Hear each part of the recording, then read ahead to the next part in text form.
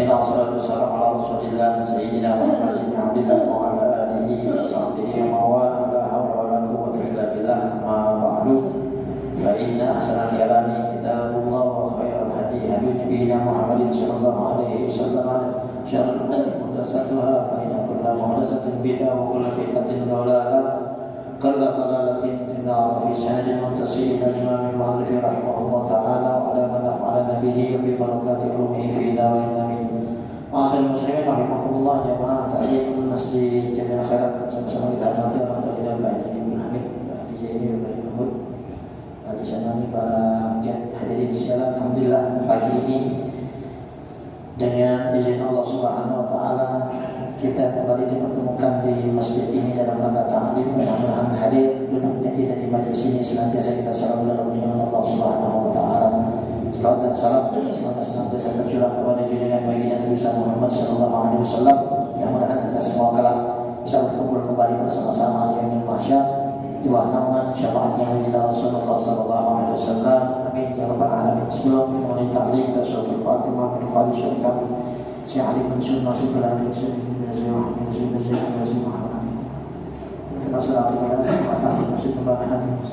ila al-Islam Muhammadin sallallahu alaihi wasallam. Al-Fatihah.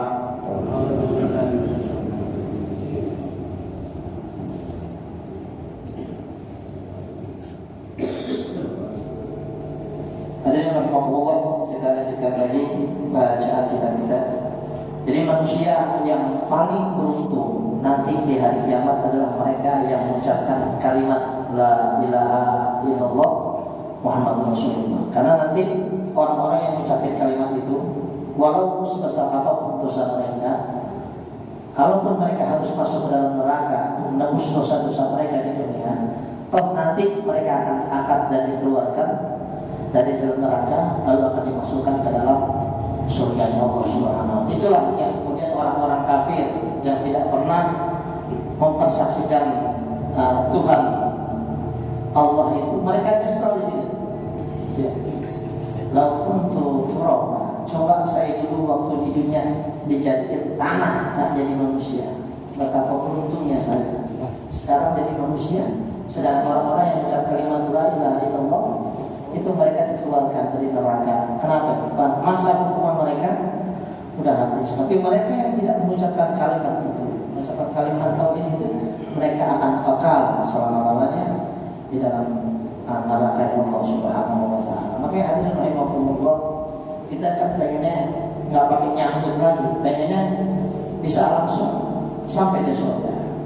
Makanya orang itu yang berat itu terakhir pada saat kita sakaratul maut, pada saat akhir dari kehidupan kita di dunia, beranjak mau masuk ke alam barzah, ke alam kubur. Itu hal yang berat. Makanya kita diajarin doa, Rabbana la tuzigh qulubana ba'da idh hadaitana wa hab lana min ladunka rahmatan innaka antal wahhab. Jadi disuruh baca itu. Mengapaan manfaatnya baca doa itu? Banyak. Di antaranya dalam kitab Tazkirah yang Imam Syamsuddin Al-Qurtubi menulis ada kisah satu riwayat, ya, kata Rasulullah SAW, manusia itu pada saat nanti sakaratul maut. Karena orang kalau lagi sakaratul maut, orang yang ada di sekelilingnya itu nggak bisa melihat apa yang disaksikan oleh yang sedang nazar, yang sakaratul maut. Kita paling melihat lagi ngap-ngapan doang, dia gelisah dan lain sebagainya. Kita nggak tahu apa yang dia lihat. Yang cuma bisa melihat dia doang. Sementara kita yang ada di sekeliling ini nggak bisa apa-apa. Maka dikatakan orang pada saat nazar sakaratul maut itu iblis akan datang menggodainya. Yang pertama, dia akan datang dari sebelah kanan. Dia datang menyerupi orang-orang yang sudah meninggal dunia lebih dahulu daripada keluarga-keluarga yang terdekat, orang-orang yang disayangi. Sebutkan akan datang iblis dari sebelah kanan, itu menyerupai bapaknya sudah meninggal dunia. Dia datang ke situ, anaknya dipanggillah, ya. Yang bisa melihat dia doang, yang lain bisa melihat. Datang duduk di sampingnya, diusap, karena ya, bapak udah meninggal lebih dahulu, udah tahu dari bapaknya meninggal dulu, lihat bapaknya datang, bilang ya bahwasanya bapak itu bisa selamat di akhirat itu ya gara-gara dia meninggalkan Islam lalu mempercayai ajaran orang-orang Yahudi. Jadi kata bapaknya kan, ketahuilah bahwasanya agama yang diterima Allah itu adalah agama Yahudi. Maka matilah kamu dalam agama Yahudi. Itu orang anak, bayangin hadirin rahimahumullah. Dan kita udah lama nggak ketemu bapak kita. Ya, sekali ketemu dia datang, dia ngomongnya begitu. Nah, ya, kita kan bingung, dia udah meninggal duluan, tentunya dia lebih pengalaman kan. Tapi kenapa omongannya begitu? Ya, bapak udah meninggal lebih dahulu, dan ternyata setelah bapak meninggal ternyata agama yang diterima Allah adalah agama Yahudi. Maka matilah kau wahai anakku dalam agama Yahudi. Coba bayangin, ini seorang anak ketika dia mengalami kondisi nazak sakaratul maut begitu bingung. Kok jadi begini? Kenapa jadi Yahudi? Nah ketika ini orang tidak mampu digoda, ya dia nggak bergeming tetap masa iya Yahudi, nggak tetap mantap dia, ya gagal tuh iblis. Dia datang lagi, nggak putus asa. Dia datang sebelah kiri, dia serupai siapa? Dia serupai datanglah, emak datang gitu kan. Aku ibumu. Ya, 9 bulan aku mengandung kamu. Lalu kemudian aku taruh kamu di pangkuanku, aku susui kamu sampai kamu gede, aku didik. Ketika ibu meninggal dunia, ternyata agama yang diterima Allah itu adalah agama Nasrani. Wahai anakku, matilah kamu dari agama Nasrani. Bayangin, itu luar biasa tuh. Makanya orang tuh kalau sama keluar kadang-kadang kita suka gelisah menghadapi kondisi yang cuma dia sendiri yang melihat. Ya, makanya itu ya, disuruh kita ingat ya. Ketika kita melihat ada jenazah, lakinuhum la ilaha illallah fa innahum yarawna ma la tarawna. Kalau dalam sakaratul maut ajarin itu, karena kalimat tauhid itu lah di kuping itu ya. Sebab saat itu dia menyaksikan perkara-perkara yang kita orang-orang hidup yang ada di sekelilingnya nggak bisa. Innahum yarawna ma la tarawna. Mereka melihat sesuatu yang kalian itu nggak bisa melihat. Datang sebelah kanan aku jadi ibu, dibayangin ibunya datang, ngomongnya begitu. Kalau orang-orang yang kurang mantap tahu itu bisa tuh imannya keluar dari dadanya pada saat sakaratul maut. Makanya hati-hati harus dijaga. Maka orang minta husnul khotimah tuh begitu. Ya. Masa duduk sepanjang hidupnya nggak benar, tapi giliran mati gimana caranya dia jadi orang benar? Gitu kan? Itu yang diharapkan. Ya, makanya disuruh cari itu biar gimana? Biar bisa mati dalam keadaan husnul khotimah. Ya, ternyata ini orang disebut Rasulullah, ini orang bisa melewati itu semua. Ya. Datang dari sebelah kanan menyerupai bapaknya, dia nggak bergeming, tetap la ilaha illallah. Sebelah kirinya ibunya datang, bilang begitu, dia nggak bergeming, tetap nggak mungkin. Ya. Ya kalau orang yang sudah ngaji, dia ngerti. Makanya kita ini udah pernah ngaji, udah dengar. Ntar datang ke bapak kita ngomong begitu, kalau bohong loh. Ya, pasti dia nggak udah pernah ngaji kan gitu. Dibilangin ustaz, lo mau bohong juga nggak kena kan gitu kan. Kita bakal nggak pernah ngaji. Nggak pernah jadi pikir, waduh, juga kan ini bapak. Kalau begitu, makanya beruntungnya orang yang udah pernah ngaji itu begitu diingat.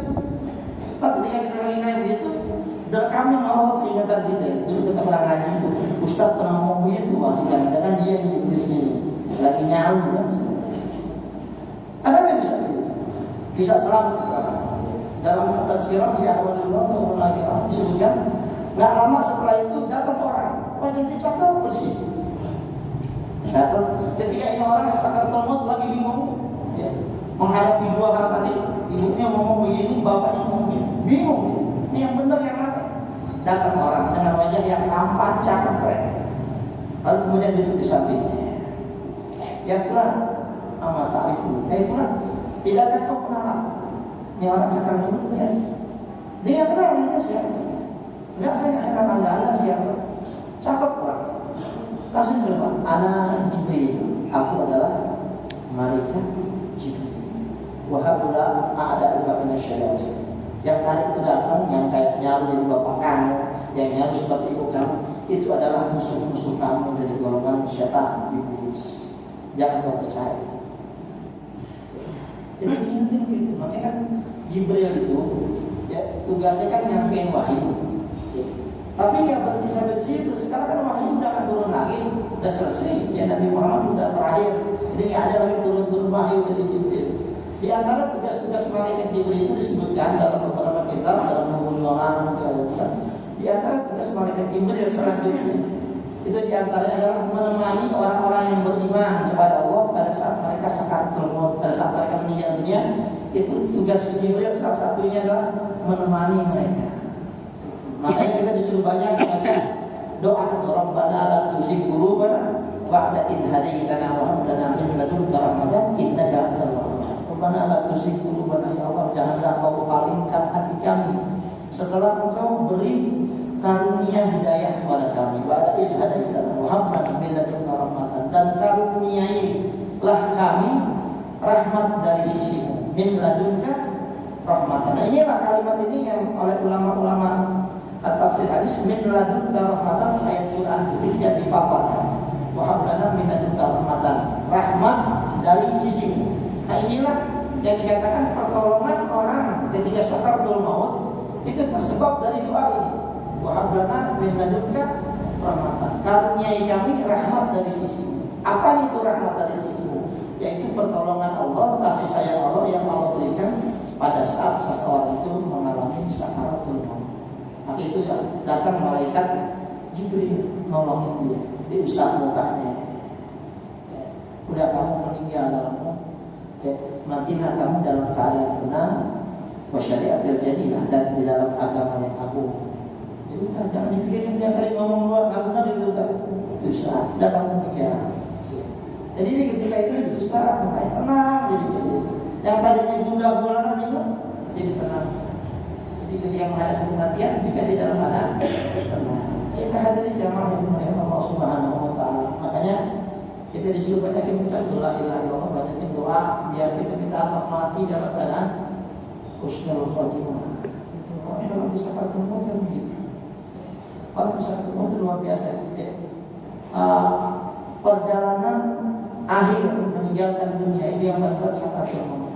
Makanya orang kalau tidak bisa melewati itu, ya alhamdulillah selamat, ya, bisa menghadapi ujian-ujian kayak gitu. Makanya orang kalau mau selamat di situ, dari mana caranya? Ya waktu disehat, dia harus banyak yang ngumpulin bekal-bekal menghadap Allah Subhanahu wa taala.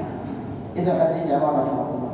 Jadi seperti itu, benar tuzikul benar ba'da idh hadaytana wa hab lana min ladunka rahmatan innaka antal wahhab. Jadi itu doa jangan dilupain, dibaca oleh kita. Kenapa? Itu buat bekal kita.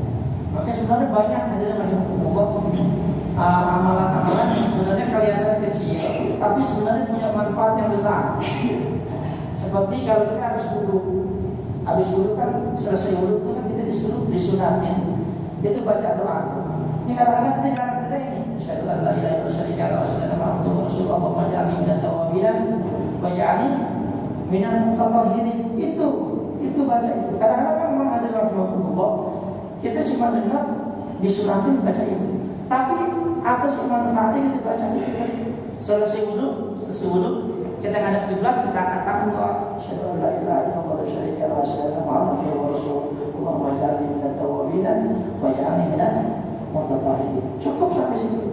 Dalam sebuah hadis dari Rasulullah SAW itu disebutkan orang itu kalau dia habis wudhu dia baca itu Allah akan mempersilahkan orang itu masuk pintu surga yang 8. Pintu surga itu ada 8, bukan yang 7. Pintu surga ada 8. Itu lewat pintu surga yang mana aja, silakan dia masuk. Karena pintu surga ada banyak, ada babu sholat, ada babu jihad, ada babu roya, macam-macam pintu surga. Itu Allah perintahkan dia silakan masuk dari pintu surga yang mana aja. Dan pintu surga itu luasnya, ada orang mengetahui bilang gedenya itu pintu surga. Ya, dalam tazkirah yang disebutkan luasnya pintu surga itu gedenya itu 3 tahun perjalanan berkendaraan. Satu pintu surga lebarnya. zaman dulu kendaraannya tahu ada onta. Ya, onta jalan 3 tahun sampai mana itu? Itu satu pintu surga, itu lebarnya segini. Ya, luar biasa lebar banget surga. Cuma kan masalahnya orang juga banyak. Dari zaman Nabi Adam sampai nanti berapa miliar manusia di luar. Jadi pintu yang gede itu juga masuknya juga susah juga. Kalau pintu gede nggak bisa orang membuat dari jilid masuk itu surga, nggak bisa. Ketahuan. Jadi itu kayak gitu. Jadi orang tuh kalau baca itu tuh kan habis wudu ya, dibaca gitu. Itu Allah akan persilakan dia masuk surga dari pintu surga yang mana. Ya. Terserah. Ada 8 pintu surga. Dia pilih mau mana? Ada babul aiman. Ya. Pintu sebelah kanan, pintu buat orang-orang yang tidak melewati hisab lagi. Jadi surga itu cuma ini. Jadi dia dapat tiket terusan. Kalau kita bilang tiket itu terusan. Jadi mau masuk pintu mana aja bebas. Karena ada orang khusus yang masuknya gate itu satu. Ente belum. Kalau dia bebas. Jadi mau masuk berat, pintu mana aja bebas. Gara-gara habis duduk baca gitu. Nah, itu kan gampang tuh ya. Baca itu kan kadang-kadang gitu. Surat ditabai itu hal kayak gitu ya. Padahal hal-hal kecil yang mudah sebenarnya sudah punya faedah, fadilah yang besar, cuma sering kita ambil gitu. Mungkin hadir oleh Allah. Ya mungkin kita belum dengar hadisnya atau bagaimana. Ya apalagi ya kalau kita belum dengar, ya mungkin kita jadi segan-segan. Tapi pas kita dengar, oh ternyata kayak gitu manfaat. Udah jangan ditinggalin lagi. Selesai sholat baca. Asyhadu an la ilaha illallah wa asyhadu anna Muhammadan. Kalau belum apalin, agak panjang itu. Kalau yang namanya gituan, apalan, kalau sering kita bawa akan cepat apa? Tapi kalau kita jarang bawa, ya lupa. Makanya suka bawa tuh. Ketika selesai kita wudu. Nah itu hadirin jamaah yang berdoa. Jadi amalan-amalan menuju surga itu banyak. Ketika tergantung orang ini. Lalu kemudian bab besar, bab yang kedua daripada kitab dunia yang ikhlas adalah al-waqu ala niyati faqat yusabul mar ala niyati faqat. Jadi seorang hamba, seorang manusia itu akan diberikan ganjaran pahala pada Allah Subhanahu wa taala walaupun cuma niat doang. Niat itu udah dapat pahala.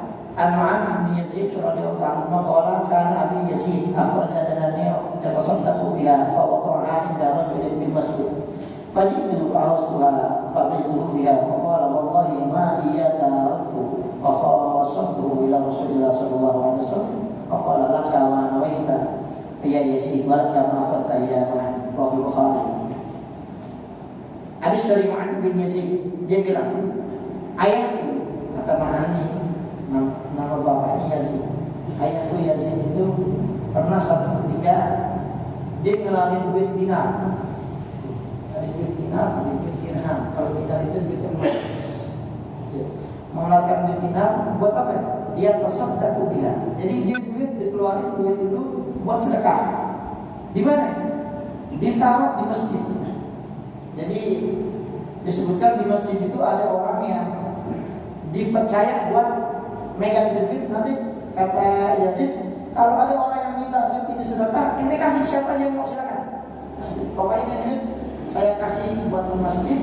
Nanti ente tugasnya kalau ada orang-orang yang susah yang pada ingin ini duit, ambil siapa yang boleh ambil. Pokoknya itu anda serahin sama ente, anda percaya sama ente. Taruh masjid. Lalu kata Ma'an, aku datang ke masjid. Ya, aku lihat ini membuat masjid lagi pada bagian duit. Ya saya minta aja kalau siapa yang mau ambil silakan. Ya kan memang kebetulan dia memang lagi nggak ada duit, lagi susah. Ya kebetulan diambil. Ketika diambil, ya fakta itu dia lalu ambil punya duit, punya anak punya duit. Akhirnya dia kan pasti punya duit, walaupun dia lagi butuh duit, dia ingat sama bapaknya. Ingat kok pengen bantu bapak duit Ini kok diambil dari masjid, dibawa, dikasih bapaknya, Pak yang duit. Kita dari mana dong? Kita di masjid di sebulan tuh lagi pegang duit banyak dibagi-bagiin. Kata bapaknya, demi Allah, aku nggak bermaksud itu duit gue yang sedekahin. Kata bapaknya, kan udah lo ambil. Dengan kata bapaknya, gue nggak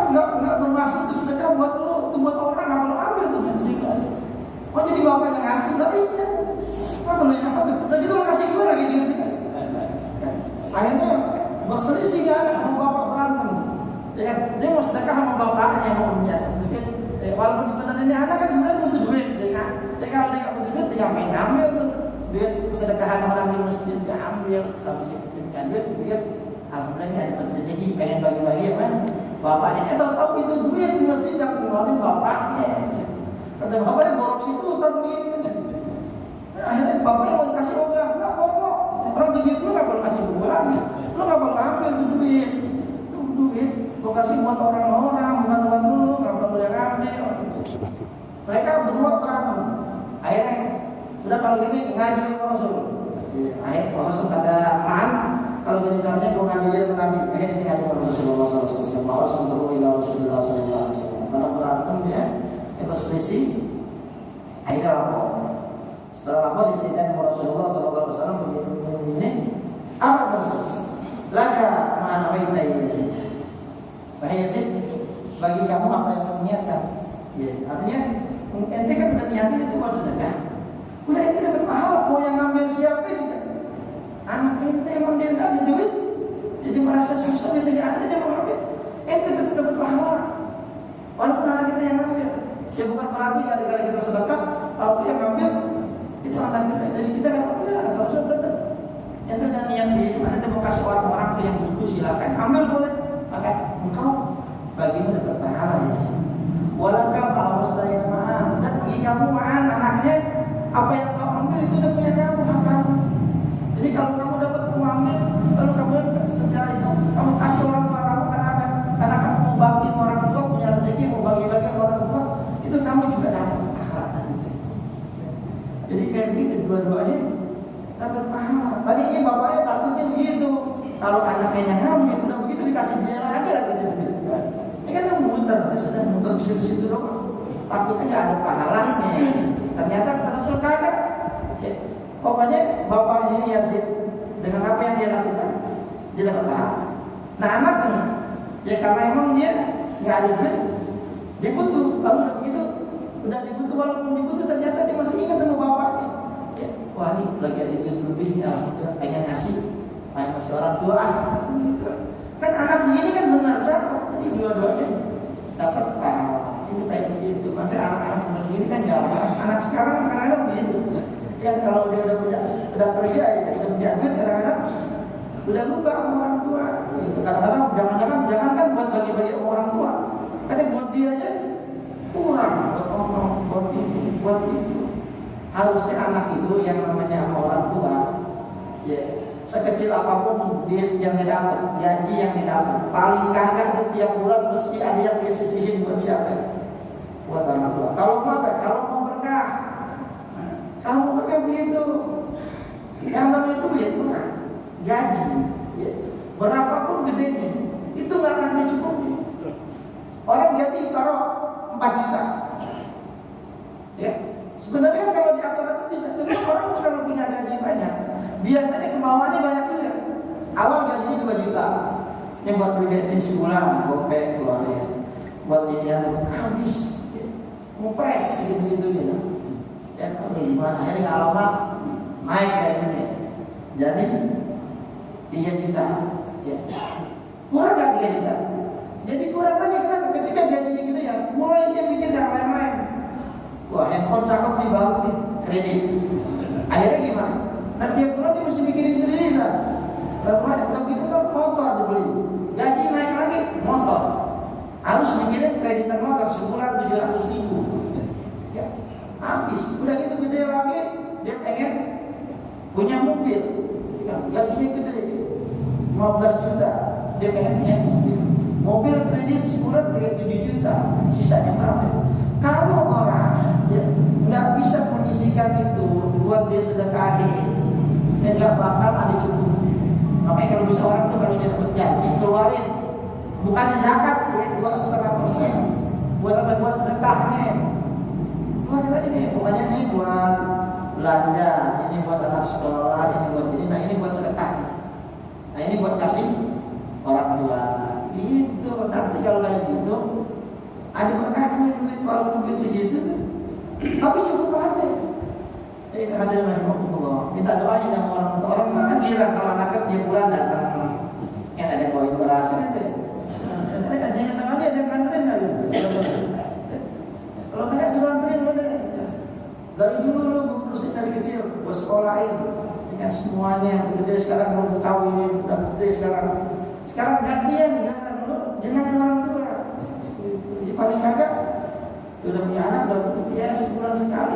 basket selalu yang kecil, nanti boy itu anak tuh gitu. Jadi orang tua girang kalau punya anak. Ini jangan kan anak-anak begitu, udah kawin masih dimorotin orang tua. Ya, ada yang begitu? Itu dia bukan nyenangin orang tua diporotin mulu. Gimana urusannya? Yang kecil dulu sudah gede, bukan dibagi orang tua, malah datang ke rumah. Wah, ini ada beras nih. Dipanggulnya dibawa pulang. Bapaknya pasang tadi beras mana? Dibawa pulang mana? Marah nggak orang tua? Ada orang tua nggak marah gitu. Jadi buat anaknya dibuat cuci itu orang tua kayak gitu, luar biasa. Kadang-kadang anak itu yang sama orang tua itu kadang-kadang suka lupa. Makanya itu model kayak makan begini ya. Dia mau bapaknya, ya, itu dia masih ingat. Walaupun dia sebenarnya butuh itu duit ya, buat dia belanja dan lain sebagainya, tapi tetap dia masih ingat bapaknya. Dikasih itu bapak. Itu sampai kayak begitu. Apa diminta sama bapaknya? Pak, saya lagi nggak punya duit nih. Bapaknya berarti kan kalau sedekah pakai duit dinar berarti orang kaya nih bapak. Ya berarti di bapaknya orang kaya duit banyak. Tapi dia anak nggak minta pak, nggak punya duit pak, punya duit ada. Kagak. Nggak minta duit. Dia anak nggak minta sama orang tuanya. Bisa boleh duit dari ini. Nah bapaknya duit banyak. Dikasih kasih anaknya malah disedekahin itu duit. Kenapa orang anaknya nggak pernah ngadu susah? Anaknya nggak pernah ngadu susah, anaknya biasa aja walaupun dia nggak punya duit. Jadi mati. Nah bapaknya nggak tahu kalau anaknya nggak punya duit. Nanti punya duit bapaknya disedekahin. Kalau bapaknya tahu anaknya nggak punya duit, mau kasih lu. Nah itu hadirin jemaah yang dimuliakan Allah Subhanahu wa Ta'ala. Jadi dari situ ya, yang namanya niat itu begitu. Ya. Orang yang punya niat buat kebaikan itu dia akan dapat.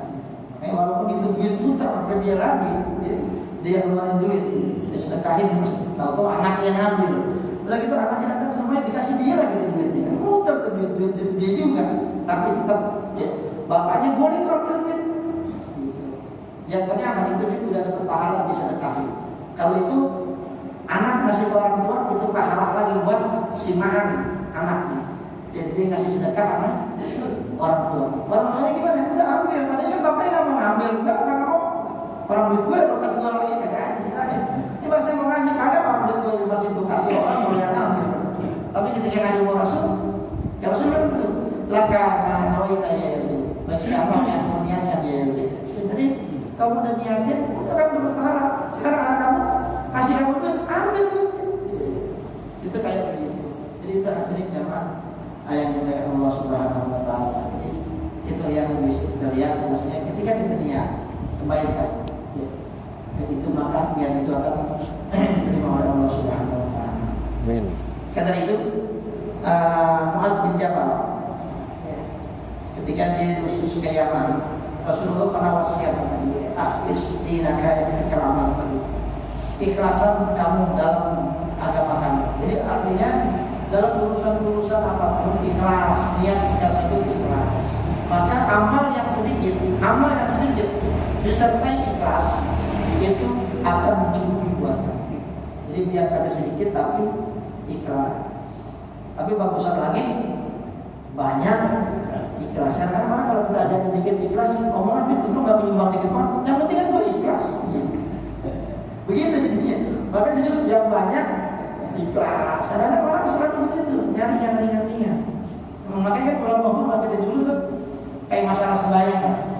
Sembahyang itu kan ada sunatnya, ada fardunya atau rukunnya. Sunat sembahyang itu ada aqad, ada hayat. Lalu rukun ada qalbi, fi'li, qauli ketika sholat.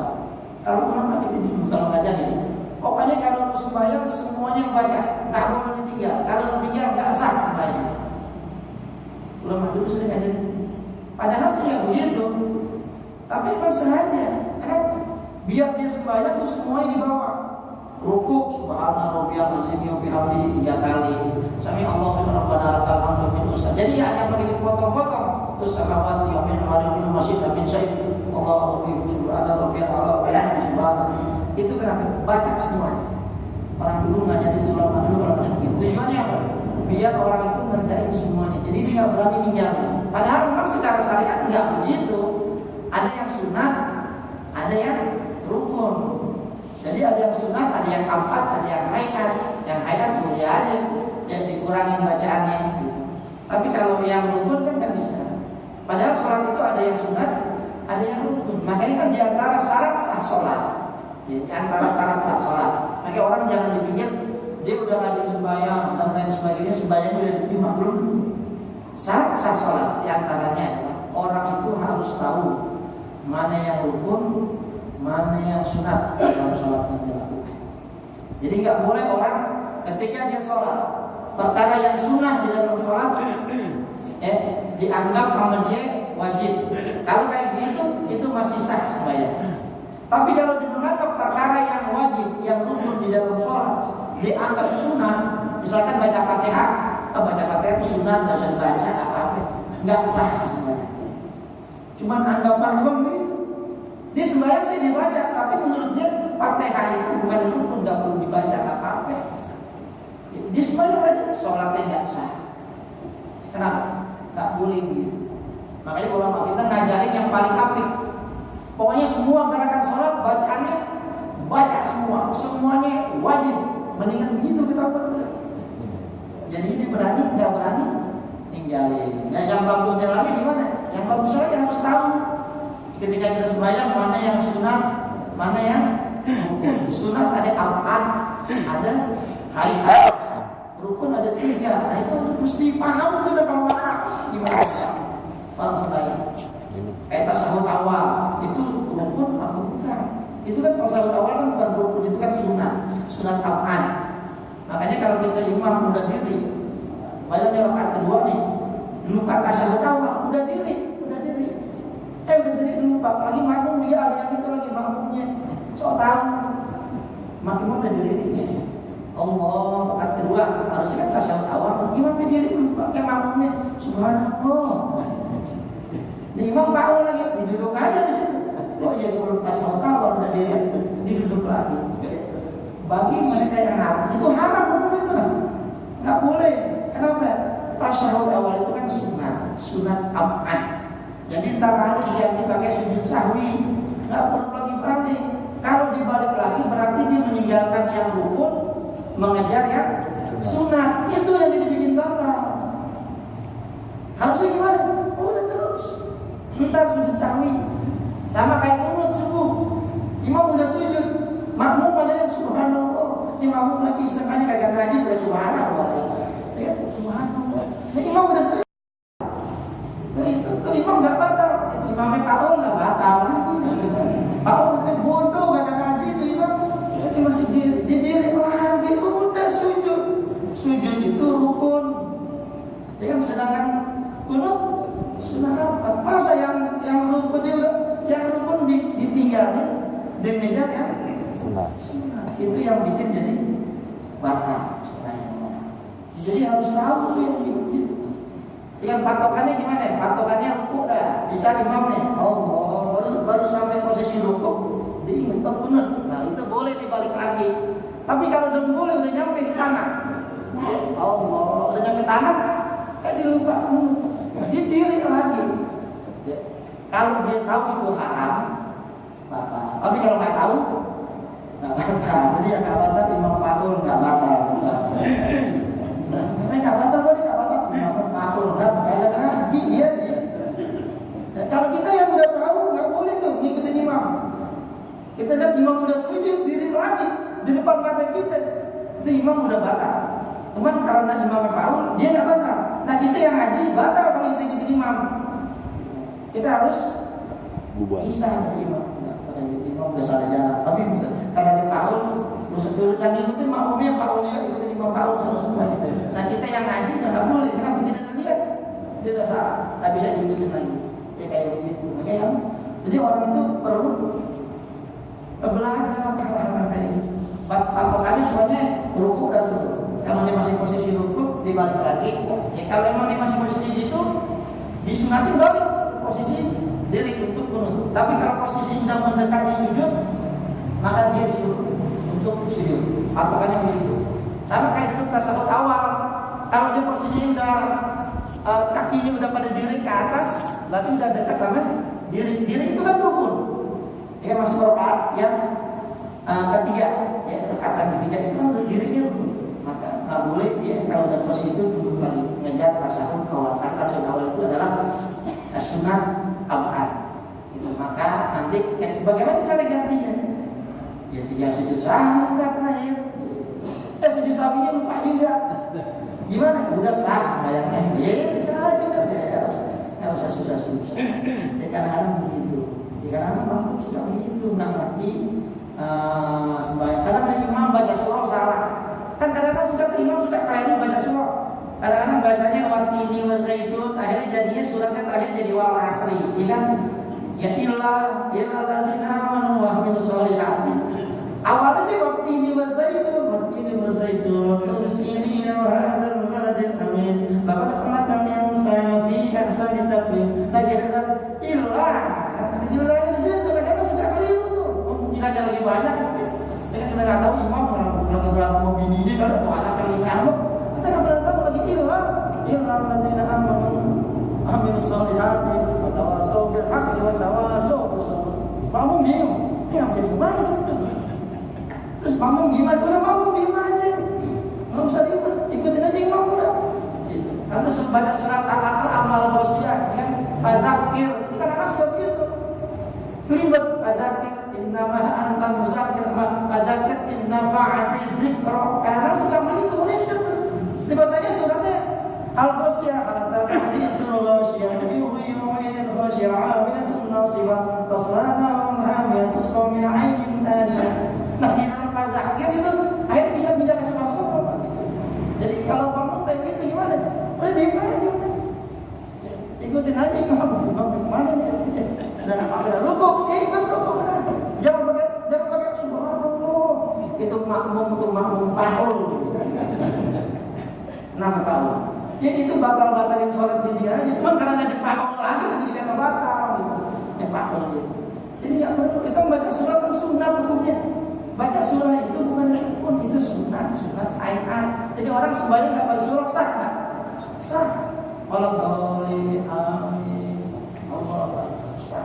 Karena sunat.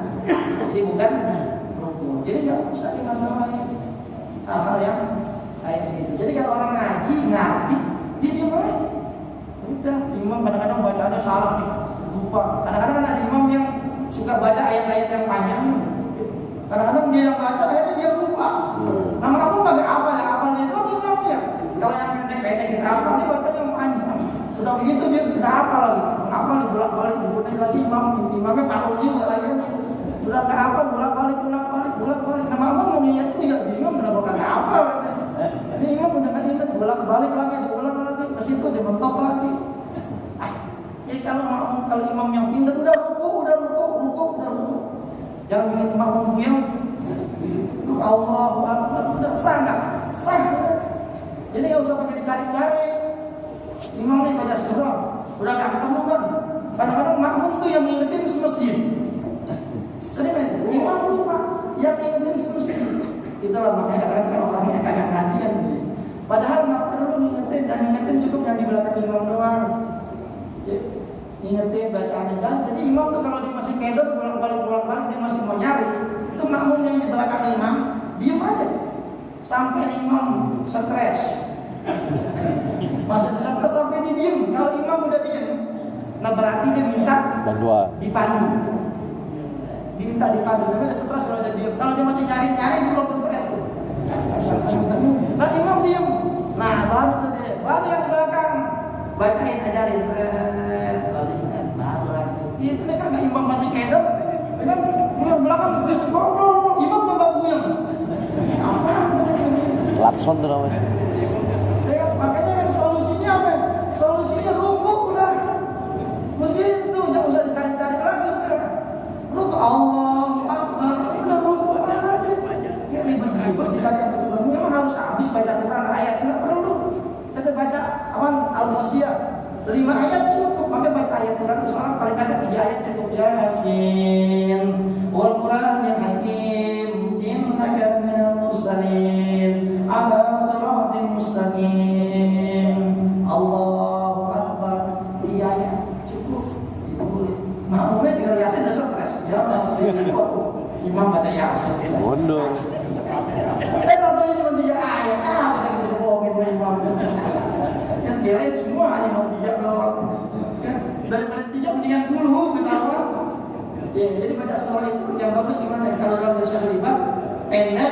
tapi habis. Daripada panjang cuma separuhan, seperempat, dengan pendek tapi habis.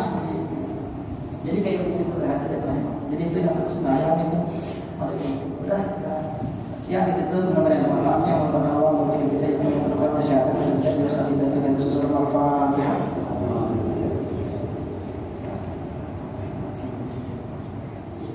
Bismillahirrahmanirrahim. Alhamdulillah wassalatu wassalamu ala sayyidina Muhammad wa ala alihi wasallam wa ala hasanah ila akhir rasulullah Rasulullah sayyidina Muhammad wa sallam alhamdulillah alamin. Assalamualaikum warahmatullahi wabarakatuh.